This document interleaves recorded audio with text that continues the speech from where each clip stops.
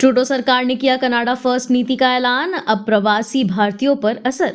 Canada के PM Justin Trudeau ने Canada first नीति का ऐलान किया है। सोशल मीडिया प्लेटफॉर्म पर ऐलान करते हुए ट्रूडो ने लिखा कि कंपनियों को नौकरी में अब कनाडाई नागरिकों को प्राथमिकता देनी होगी।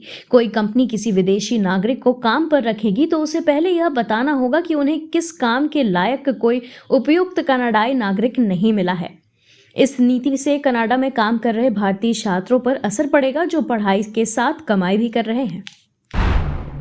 कमला हैरिस को बच्चों की तरह डराएगा चीन, डोनाल्ड ट्रंप ने कसा तंज। अमेरिकी राष्ट्रपति चुनाव से पहले रिपब्लिकन उम्मीदवार डोनाल्ड ट्रंप ने उपराष्ट्रपति कमला हैरिस पर तंज कसते हुए कहा है कि अगर हैरिस चुनाव जीत गई तो चीन उनसे एक बच्चे की तरह डील करेगा। ट्रंप ने यह टिप्पणी की कि एक रेडियो इंटरव्यू में, जहां उन्होंने भी ये कहा कि चीनी राष्ट्रपति शी जिनपिंग उनसे सारी कैंडी छीन लेंगे।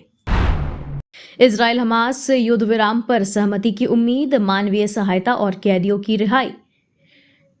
इजराइल और हमास के बीच गाजा में युद्ध विराम के प्रयासों में प्रगति हुई है। इजराइल ने सीज फायर को लेकर हमास से चर्चा करने पर सहमति जताई है।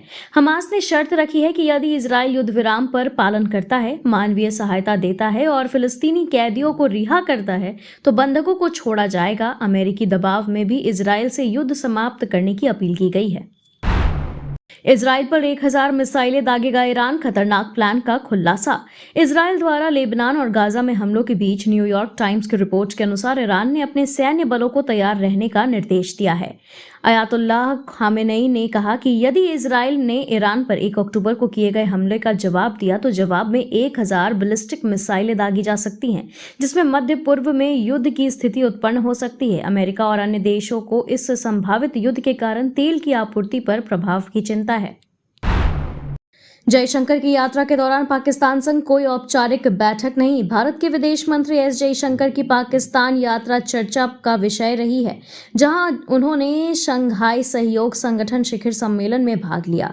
हालांकि पाकिस्तान के विदेश मंत्रालय ने पुष्टि की है कि जयशंकर और पाकिस्तानी विदेश मंत्री इशाक डर के बीच कोई औपचारिक बैठक नहीं हुई है। विशेष कार्यालय की प्रवक्ता मुमताज जहरा बलोच ने कहा कि बहुपक्षीय बैठकों के दौरान खासकर मेजबान और प्रतिभागी अतिथियों के बीच प्रतिनिधिमंडल का एक दूसरे का अभिवादन करना और दोपहर एवं रात्रि भोज के दौरान अनौपचारिक बातचीत करना आम बात है।